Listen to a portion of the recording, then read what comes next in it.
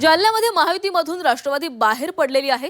5 जागा मिळत असल्याने राष्ट्रवादीचा हा निर्णय आलेला आहे। राष्ट्रवादी मवियासोबत निवडणूक लढणार असल्याचं बोललं जातंय।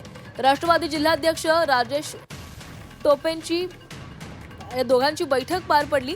जालना महानगरपालिकेत महायुतीमधून राष्ट्रवादी काँग्रेस बाहेर पडलेला आहे। जालन्यात महायुतीच्या जागा वाटपाचा फॉर्म्युला निश्चित करण्यात आला होता। त्यानुसार भाजपला 32, शिवसेनेला 26, अजित पवार यांच्या राष्ट्रवादी काँग्रेसला 5 आणि अन्य मित्र पक्षांना प्रत्येकी 1 जागा देण्याचं ठरवण्यात आलं होतं। अजित पवार यांच्या राष्ट्रवादी काँग्रेसला केवळ 5 जागा मिळत असल्याने राष्ट्रवादी काँग्रेसचे जिल्हाध्यक्ष अरविंद चव्हाण यांनी नाराजी व्यक्त केली होती। तसंच राष्ट्रवादी काँग्रेस महायुतीतून बाहेर पडण्याचे संकेतही त्यांनी दिलेले होते।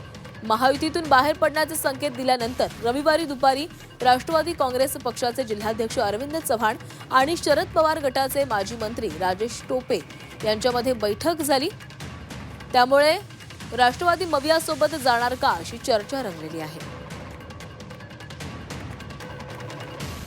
आणि या संदर्भात अधिक माहिती घेणार आहोत आमचे प्रतिनिधी नितेश महाजन आपल्यासोबत जोडले गेले आहेत। नितेश, जालन्यामध्ये महायुतीमधून राष्ट्रवादी बाहेर पडलेली आहे।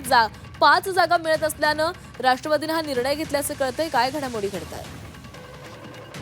राष्ट्रवादी काँग्रेस पार्टी ही जास्त जागांसाठी आग्रही होती आणि त्यासाठी सहकार मंत्री बाबासाहेब पाटीलही काही दिवसांपूर्वी येऊन गेले होते। मात्र राष्ट्रवादीला महायुतीमध्ये समाधानकारक जागा मिळाल्या नाही आणि त्यामुळे केवळ 5 जागावर त्यांना मान्य नसल्यानं त्या राष्ट्रवादी काँग्रेस पार्टी अजित पवार हे आता महायुतीतून बाहेर पडलेले आहे।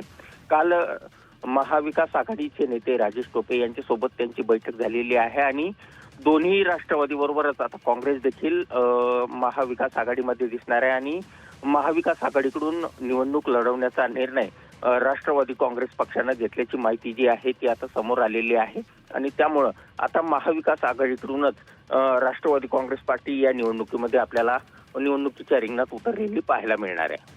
नक्कीच नितेश, धन्यवाद दिलेल्या माहितीसाठी।